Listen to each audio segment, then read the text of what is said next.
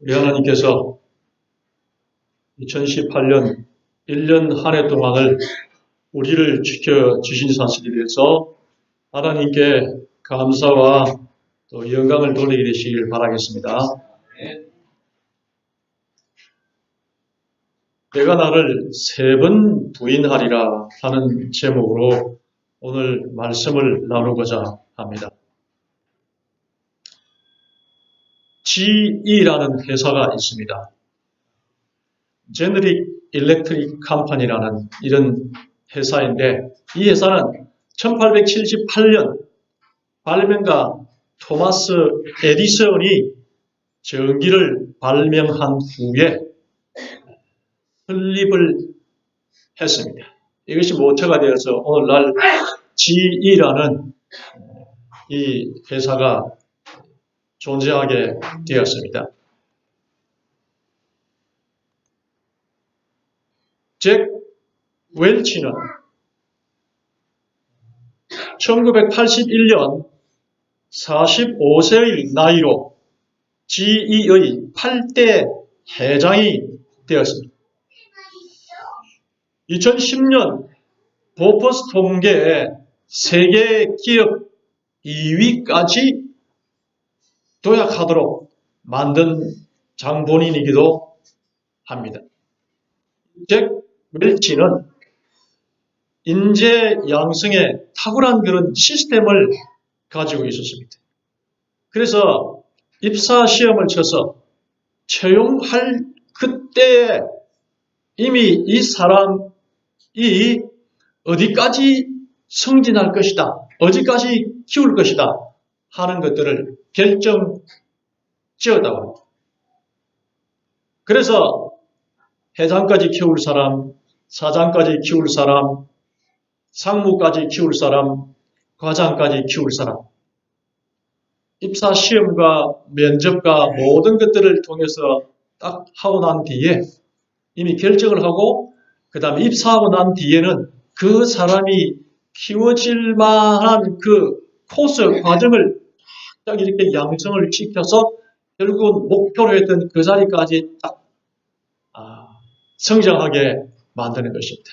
그래서 이 인재 양성 시스템이 GE를 세계 2위의 기업으로까지 키울 수 있었다, 이렇게 말하고 있습니다. 오늘 예수님께서는 우리가 이 교회에 들어오는 그 순간에 어디까지 키울 것인가 하는 것들을 알고 계신다는 것입니다. 그래서 키워 나가고 계시는 것입니다. 오늘 그래서 베드로를 양성하고 키우신 주님, 이 베드로를 키우신 그 예수 그리스도의 양성 시스템을 쫓아서 오늘 이 교회와 오늘 우리를 얼마나 키우실지를 말씀드리고자 합니다. 마태복음 26장 31절로 34절에 있는 말씀을 나누고자 합니다. 그때에 예수께서 제자들에게 이르시되 오늘 밤에 너희가 나를 버리리라. 기록된 바 내가 목자를 치리니 양의 떼가 흩어지리라 하였느니라. 베드로가 대답하여 이르되 모두 주를 버릴지라도 나는 결코 버리지 않겠나이다. 예수께서 이르시되 내가 진실로 내게 이르노니 오늘 밤 닭 울기 전에 내가 3번 나를 부인하리라.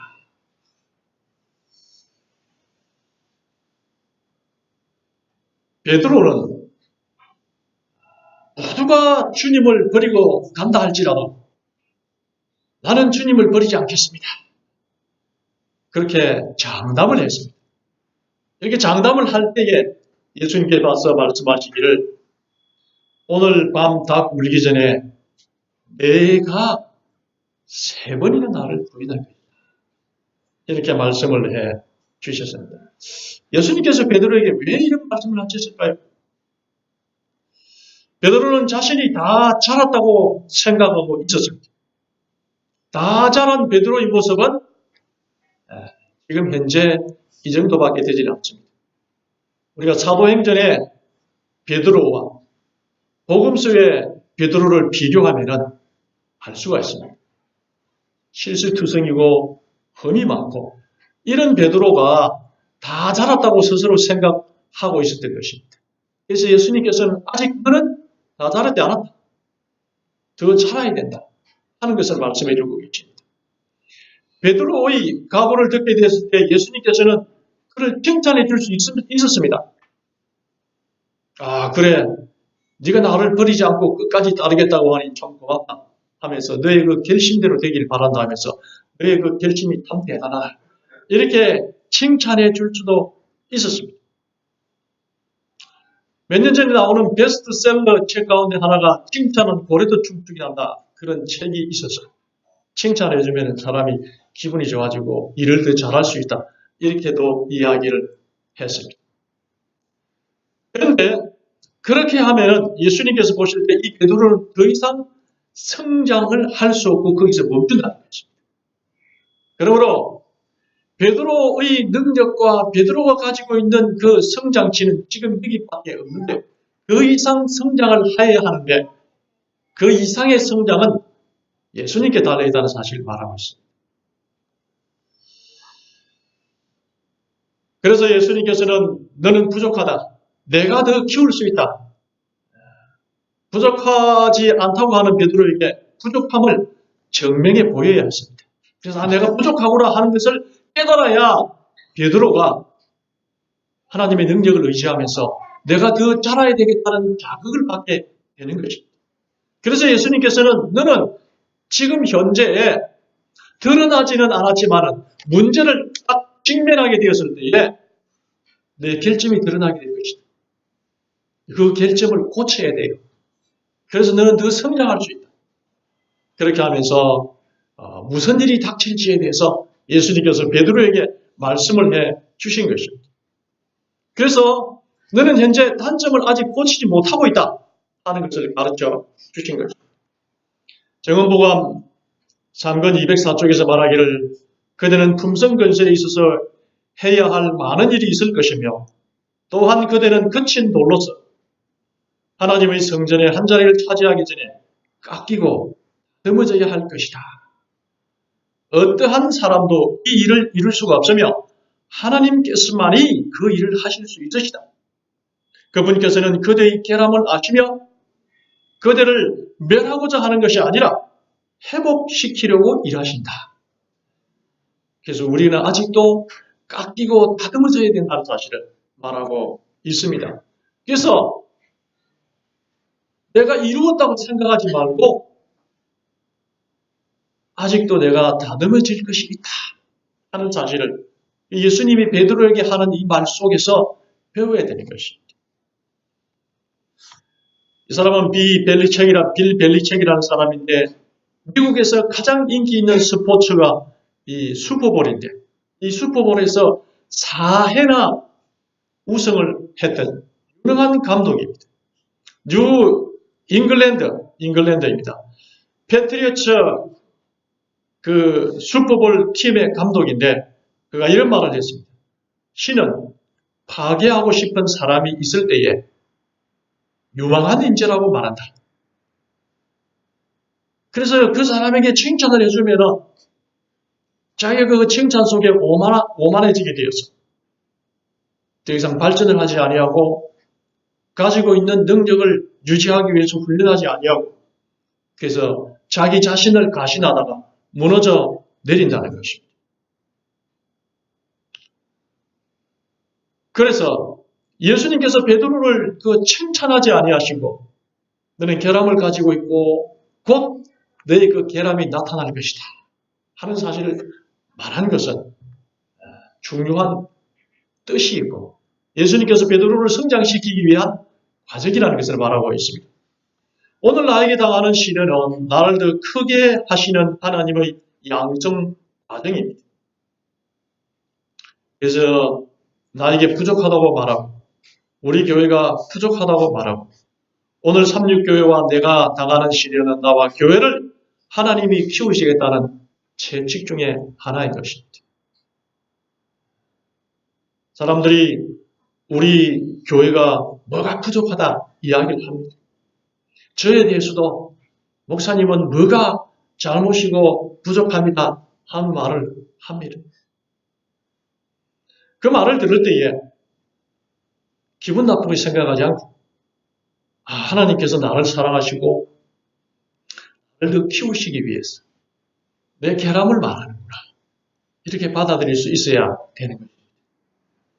그렇게 되면은 우리가 그것을 고치고 주님 앞에 베드로 사도처럼 더 커질 수 있는 것입니다. 베드로는 복음서에 나타난 베드로는 아직 덜 익었습니다. 좌충우돌이었고 실수가 많은 그런 사람이었고 결함이 있었습니다. 그래서 예수님께서 지적을 하실 때에 베드로는 베드로가 받아들이기에는 너무 아직 수용할 수 없는 그런 말이었습니다. 그러나 그가 이제 예수님께서 예언하신 것처럼 그 실수를 저지르고 나서야 비로소 내가 부족한 사람이구나 하는 사실을 깨닫는 것입니다. 경험하게 되는 것입니다. 우리는 베드로가 이제 예수님께서 하신 그 말씀처럼 어떻게 실수하는지를 보게 됩니다. 26장 73절에 조금 후에 곁에 섰던 사람들이 나와 베드로에게 이르되 너도 진실로 그 도당이라 내 말소리가 너를 표명한다 하거늘 그가 저주하며 명사하여 이르되 나는 그 사람을 알지 못하노라 하니 곧 닭이 울더라. 그래서 예수님께서 말씀하신 대로 베드로는 그냥 자기가 위기에 처하게 되었을 때에 발뺌을 하게 된 것입니다. 나는 예수님 모른다고. 베드로도 예수님처럼 잡혀가가지고 고문당하시고 채찍질 당하시고 신문 당할까봐 순간적으로 나는 예수의 제자가 아니다 부인을 하게 된 것입니다. 그때에 닭이 움켰습니다.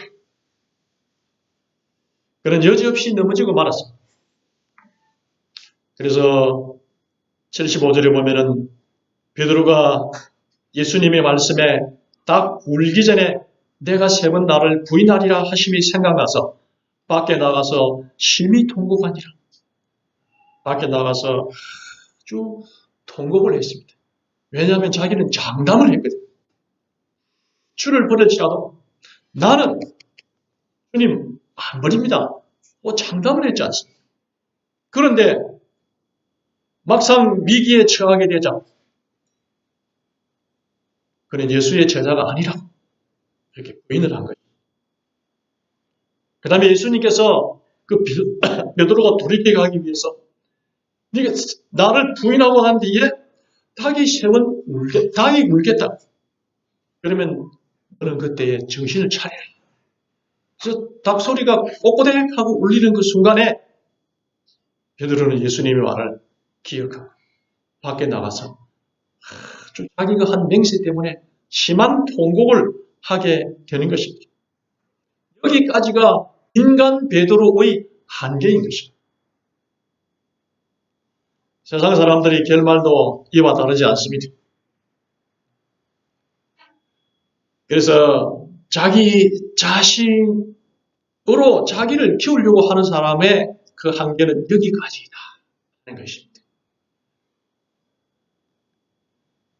그런데 예수님께서는 이제 베드로를 키우기를 원하신 것입니다. 그래서 베드로가 깊이 동의하는 시간을 가짐으로 말미암아서 다시 태어나기를 바라는 것입니다. 베드로의 이후 행적에 대해서 성경에는 자세히 기록하지 않지만은 시대의 소망에서는 자세히 베드로가 이후에 어떤 회복의 시간을 가지는가에 대해서 기록하고 있습니다. 베드로는 홀로 외로이 어두운 곳을 헤치고 나아갔다. 마침내 그는 자신이 겟셋마네 동산에 와 있는 것을 발견했다. 불과 몇 시간 전에 일어났던 광경이 그의 마음에 생생하게 떠올랐다. 피땀에 젖어 고민으로 떨고 계시던 고통스러운 주님의 얼굴이 그의 앞에 떠올랐다. 그는 몹시 양심의 가책을 받아 그 시련의 시간에 그분과 함께 그분과 연합했어야 할 자들이 자고 있었던 일과 예수님께서 홀로 기도하시면서 눈물을 흘리시고 고민하시던 일을 기억하였다. 그는 시험에 들지 않게 깨어있어 기도하라고 하신 예수님의 엄숙한 명령을 기억하였다. 그는 다시 재판정에서 일어난 광경을 회상했다. 그가 구주의 굴욕과 슬픔에 가장 무거운 짐을 더했다는 사실을 알고 그의 애통하는 마음은 몹시 괴로웠다. 예수께서 당신의 아버지께 자기의 영혼의 고통을 토로하시던 바로 그곳에 와서 베드로는 자기의 얼굴을 땅에 대고 죽기를 원했다. 그래서 그곳에서 이전에 예수님께서 십자가에 달리시기 직전에 기도하던 그곳에 와서 예수님께서 그때 기도하라고 했을 때 기도하지 했으면 무너지지 않았을 텐데 무너진 자신을 바라보면서 이제서야 그곳에 와서 땅에다 얼굴을 대고 눈물을 흘리면서 기도를 했습니다. 그래서 그곳에서 자기의 자존심이 다 깨어지고 죽은 것입니다. 그 베드로를 이제 다시 회복시키고 다시 이제 예수님께서 성장시키기 시작하는 것입니다. 누가복음 22장 32절에 그러나 내가 너를 위하여 내 믿음이 떨어지지 않기를 기도하였노라. 너는 돌이킨 후에 내 형제를 굳게 하라. 그랬습니다. 장담할 때 예수님께서는 베드로에게 장담하지 마라. 너도 넘어질 수 있는 존재이다. 실제로 너는 나를 3번 부인할 것이다. 그렇게 이야기하면서 칭찬에 인색했던 예수님께서 이제 베드로를 격려하고 그 다음에 위로하는 것입니다. 이때는 칭찬을 하는 것입니다. 너는 내 형제를 굳게 할 내가 선택한 위대한 제자이고 사도이다. 그러니 너는 그 실수와 실패에 무너지지 말고 일어서라. 돌이키라. 그렇게 말하고 있는 거예요. 오늘 예수님께서 하시는 이 베드로에게 주시는 이 말씀은 오늘 우리 모두에게 주시는 말씀인 것입니다. 우리에게 실수가 있고 우리에게 실패가 있을 수 있습니다. 그러할 때에 예수님께서 우리를 향하신 예수님의 뜻은 그 실패를 딛고 하나님의 능력을 의지하고 다시 일어서라는 주님의 음성인 것입니다. 그래서 실망하지 아니하고 흔들리지 아니하고 좌절하지 아니하고 이제부터는 내 힘으로 내 자존심으로 내 능력으로 살아왔는데 이제는 그거 다 내려놓고 하나님의 능력으로 살겠습니다. 내게 능력을 주시고 내게 힘을 주시고 내게 실망하지 않는 그런 용기를 주십시오. 그렇게 하면서 다시 시작하기를 원하는 것입니다. 그래서 예수님께서 너는 돌이킨 후에 회개하고 그때부터 이제는 믿음이 떨어지지 않고 그 실패한 그 지경에 빠졌다 할지라도 믿음이 떨어지지 않고 돌이키고 굳게 서서 형제를 굳게 하는 사람이 되라. 이게 예수님의 격려의 말인 것입니다. 그래서 이 말씀이 베드로에게 다 다가온 것입니다. 인생의 실패의 현장에서 우리는 예수님께서 주시는 이 말씀에 귀를 기울여야 하는 것입니다. 그 실패에 믿음이 떨어져 나가지 않기를 바라는 것이 예수님의 뜻입니다. 실패에 무너지지 않기를 원하는 것이 예수님의 뜻인 것입니다. 그래서 우리가 믿음이 떨어지지 않고 믿음 안에서 살면은 주님께서 우리를 다시 일으켜 세우시라고 말씀해주고 계시는 것입니다. 내가 새롭게 되고 내가 굳게 되고 내가 속한 이 교회가 새롭게 다시 성장할 수 있게 되고 내가 하는 사업이 새롭게 될 수 있고 내 무너진 건강이 새롭게 회복될 수 있는 것은 내가 믿음에서 떨어지지 아니하고 왜 이렇게 되는가를 다시 한번 돌아보면서 나를 의지했던 마음을 접어두고 이제부터 하나님을 의지하는 마음을 갖게 되면 내가 다시 서리라고 말씀해주고 계시는 것입니다. 그러면서 예수님께서 27장 32절에 내가 살아난 후에 너희보다 먼저 갈릴리로 가리라. 내가 십자가에 달려 죽지만은 부활해서 너희보다 먼저 갈릴리로 있겠다. 그렇게 말씀을 해 주시는 것입니다.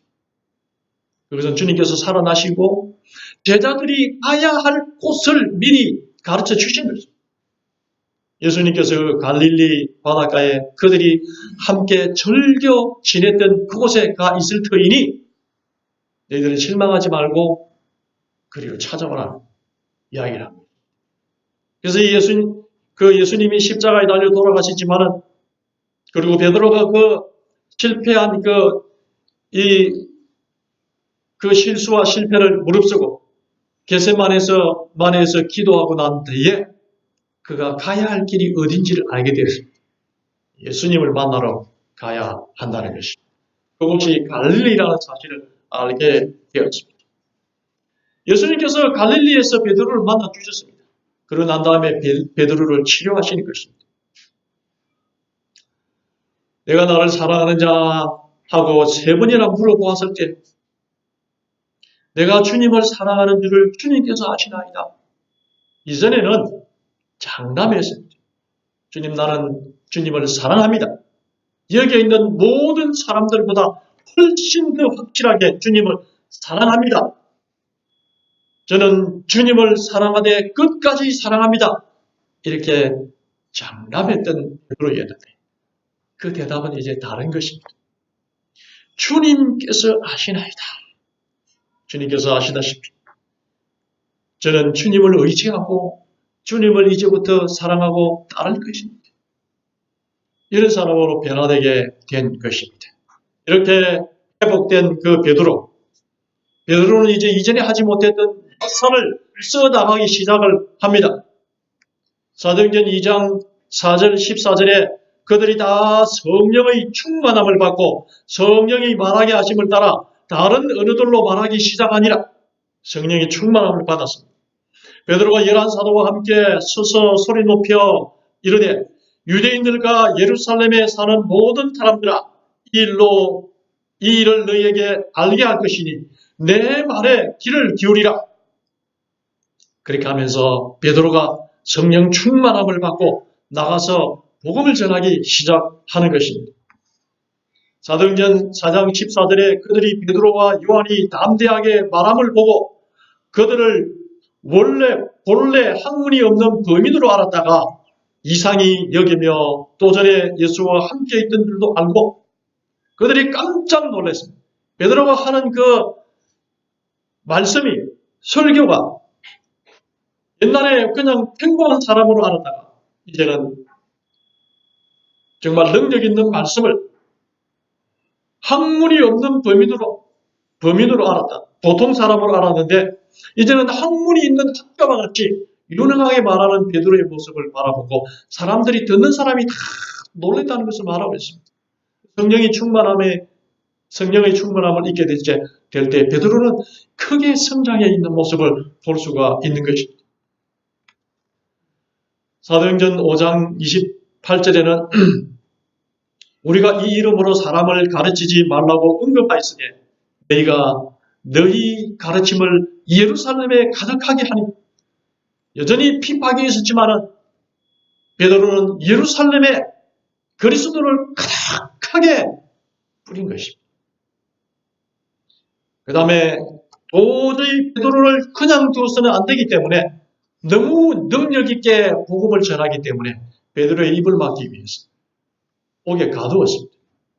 사도행전 12장 5절에 베드로는 옥에 갇혔고, 그렇지만 예수님께서 아직 그를 데려가실 시기가 되지 않았기 때문에 베드로를 옥에서 구출해냈습니다. 물론 이 주의 사자가 나타남에 옥 중에 광채가 빛나며 또 베드로의 옆구리를 쳐 깨워 이르되 급히 일어나라 하니 쇠사슬이 그의 손에서 벗어지더라. 그래서 그 감옥에서 나왔습니다. 그 다음에 베드로는 초대교회에 교회를 이루게 되고, 예수님께서 교회를 세우라고 했는데 그 교회를 이루게 되고, 그 초대교회의 지도자로 우뚝 섰습니다. 초대교회를 크게 확장시키는 것입니다. 예루살렘 총회 때에 베드로가 일어나 말하되 형제들아 하면서 그 초대교회를 이끌어 나가는 베드로의 모습을 볼 수가 있습니다. 베드로는 그래서 그냥 두었으면은 그냥 평범한 사람으로 끝났을 이 베드로이다. 예수님께서 그의 그 단점을 지적하면서 그의 부족함을 지적하면서 나는 다시 일어나야 되고 내가 키우는 그 성장 프로그램대로 자라기를 원한다는 예수님의 이 말씀을 순종함으로 말미암아서 그런 대사도가 된 것입니다. 베드로는 큰 결실을 이루었습니다.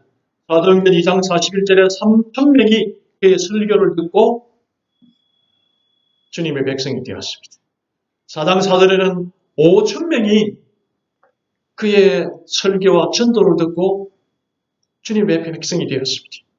사도행전 5장 14절에서는 인내는 3,000명, 5,000명 이렇게 셀 수 있는 그런 사람이 아니고 너무 많아서 셀 수 없이 큰 무리가 되었다. 그렇게 기록하고 있습니다. 베드로는 대사도로 성장했고 교회는 셀 수 없는 큰 무리로 발전했습니다.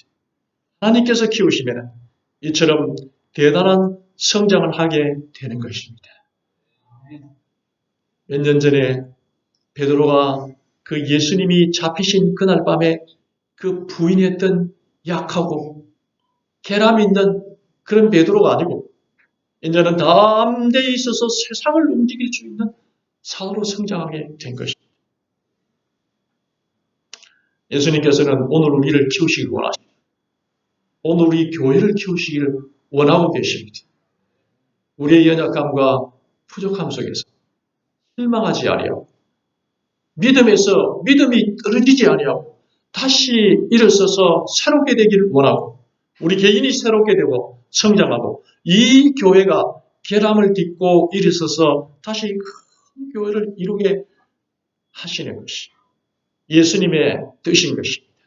이제 우리 주님의 능력을 의지하면서 새롭게 일어서게 되시기를 바라겠습니다. 이분은 최명섭 원장님이십니다. 삼육 서울병원, 36 부산병원 병원장이십니다. 이분은 강원도 동해 출신입니다. 강원도 동해 출신이고 북평고등학교를 졸업하고 대학을 갈 수 없어서 서울 답신리에 가서 주물 공장에서 일을 하고 있었습니다. 주물 공장에서 일을 하다가 그때 당시 삼육병원이 위생병원인데 서울 위생병원 주변에서 이제 그가 재림 교인이었습니다. 이제 그 위생병원 교회를 출입하고 이렇게 하는데 하루는 그가 그 위생병원의 의사 선생님을 보게 되었는데 그 의사 선생님께서 흰 가운을 입고 계시는데 그 모습에 너무 큰 그 강인한 인상을 받은 것입니다. 그 인자한 모습 속에서 나도 저분처럼 의사가 되어서 사람들의 병을 고쳐주면 참 좋겠다. 이런 생각을 가지게 된 거죠. 그래서 거기 답신리 주변 전농동에 그 배봉산이라는 산이 있는데 그 산에 올라갔어. 그 산에 올라가가지고 산기슭에서 그 나무 밑에서 무릎을 탁 꿇고 하나님께 간절히 기도했습니다. 하나님은 하실 수 있지 않습니까? 나를 의사 되게 좀 해주십시오. 이렇게 기도를 했습니다. 간절히 기도를 하고, 내가 돈을 벌기 위한 의사가 아니고 사람의 병을 낫게 하는 참 의사가 되고 싶습니다. 주님 나를 도와주시어서 내가 의사 되게 해달라고 간절하게 기도를 했습니다. 그리고 그 배봉산을 내려왔습니다. 주물공장을 다니다가 그 다음에 또 이제 그 자동차 정비를 배워서 자동차 정비 2급 자격증까지 땄습니다. 그렇게 했는데도 여전히 그의 마음 가운데는 자기가 드린 그 기도에 대해서 하나님께서 응답해 주시기를 바라면서 살았습니다. 그러면서 이 대한민국의 입시 제도 가지고는 고등학교를 졸업한 자기가 의과대학을 가기가 쉽지 않다는 것을 알고 미국으로 떠납니다. 미국에서 다시 그곳에서 생업을 하면서 사는데 부지런히 열심히 일을 했기 때문에 집도 장만하고 살만해졌습니다. 그런데도 그의 마음 가운데 끊임없이 받았던 그 강인한 인상, 그 인자하시고 사람을 고치는 흰 가운을 입은 그 의사 선생님의 모습이 눈에서 떠나지는 않는 것입니다. 그래서 돈을 어느 정도 번 다음에 의과대학의 문을 두드리기 시작했습니다.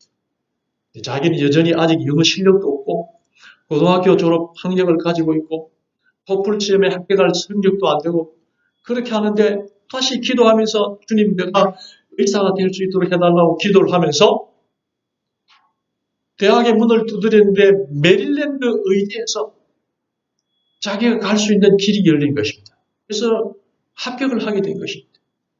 거기서 자기가 의과대학에서 공부를 하게 됩니다. 그리고 그가 이제 시험을 그 학업을 다 마치고 의사가 되어서 한국에 돌아올 수 되었습니다. 하나님께 감사의 기도를 드리고 광원도 동해시에서 의사 생활을 합니다. 의사 생활을 하는데 이분은 나이 많은 어른들에게는 돈을 받지 않았습니다. 왜냐하면 오늘 나를 있게 한 부모님과 같은 어른들을 내가 잘 섬기고 병을 낫게 해줘야 된다. 그래서 나는 우리 부모님과 같은 그런 이 어른들에게 내가 돈을 받고 진료를 할 수가 없고 내가 돈 받기 위해서 의사 된 건 아니고 이렇게 하면서 이분이 돈을 받지 않은 것입니다. 이 순수한 뜻에서 그렇게 했는데 이 어른들을 치료하는 데 있어서 돈을 받지 않고 무료 진료해 준다는 사실을 알고 그 소문이 동해시내에 쫙 퍼진 것입니다. 그래서 젊은 사람들도 이 병원에 와서 진료를 받기 시작하고 이 병원을 찾기 시작합니다. 그래서 병원이 크게 된 것입니다. 그래서 그 다음에 또 여기서 만족하지 않고 그 다음에 요양병원을 하나 짓고 그 요양병원이 잘 돼서 다시 또 다른 요양병원을 짓고 그렇게 해서 병원 3개를 성공적으로 경영을 하게 되었습니다. 그랬더니 그 모습을 보고 당시 연합회장이었던 홍명관 목사님께서 그를 불렀습니다. 왜냐하면 몇 년째 36 서울병원이 적자에 허덕이고 있어. 계속 빚만 늘어나게 되고 직원들 퇴직금을 이렇게 미리 땡겨와가지고 급여를 주고 적자를 메꾸기에 허덕거리고 있었던 거죠. 부산병원도 마찬가지였습니다. 계속 만성 적자가 나서 구현서 목사님께서는 병원장으로 일을 하셨는데 병을 얻어서 나중에 조기 퇴직을 하셨습니다. 김광주 목사님께서도 서울병원 병원장이었는데 그때 병을 얻어서 돌아가셨어요. 큰 서울병원과 부산병원이 적자에 허덕이고 있었던 거죠. 그래서 도저히 안 되겠다 하고 특단의 조치를 창각해서 그 치에서 생각한 인물이 홍명관 연합회장이 딱 보니까 어느 날 기도를 하는데 최명섭 그 의사 선생님의 얼굴이 탁 떠오른 것입니다. 불렀어요. 그런 다음에 36 서울병원을 맡긴 거예요. 이분이 와서 간절히 기도하면서 그 병원을 이끌어 나갔는데요. 1년 만에 흑자로 돌아섰습니다. 그 다음에 부산병원장을 겸직을 시켰습니다. 세상에 지금 이분이 동해에 3개의 병원을 가지고 있고 그 다음에 4번째로 다시 36 서울병원을 맡고 있는데 그 다음에 다시 36 부산병원까지 또 맡겠습니다. 이거 돌아볼 시간이 어디 있습니까, 여러분? 그런데도 부산병원을 오더니 부산병원을 다시 1년 만에 흑자로 맡고 있습니다.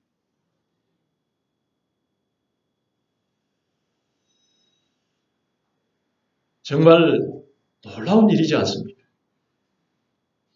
이 교회를 그리고 36병원을 다시 흑자로 세우기 위해서 예수님께서는 수십 년 전에부터 한 젊은 사람을 예비하고 준비하신 것입니다. 그가 위생병원에 있는 의사 선생님의 흰 가운 입은 모습을 보면서 내가 의사가 되어야 되겠다는 꿈을 꾸면서 배봉산에 올라가서 기도했던 그 기도를 응답을 받으시고 예수님께서 그를 의사로 만들어준 것입니다. 그의 인생에 있어서 도무지 의사 될 수 없는 고뇌를 주시는 이 젊은이를 그를 의지하고 밤낮 기도하고 꿈을 잃지 않고 포기하지 않은 이 젊은이 예수님께서 의사 되게 해 주신 것입니다. 그를 키운 것은 예수님이신 것입니다. 그의 능력으로는 클 수 없습니다. 사랑하는 여러분, 오늘 주님께서 베드로의 경험을 통해서 말씀하십니다. 그리고 바울 사도는 이렇게 말합니다.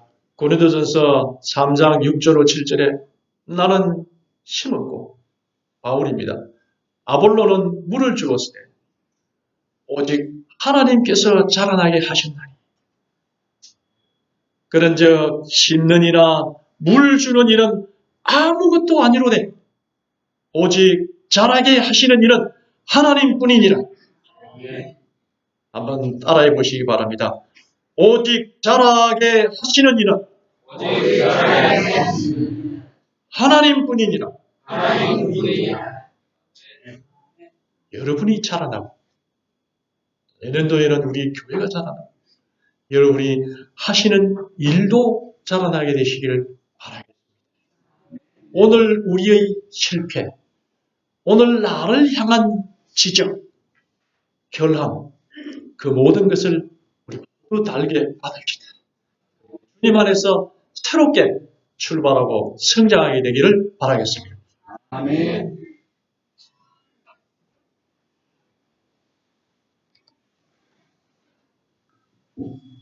은혜와 감동의 함께 들이셔서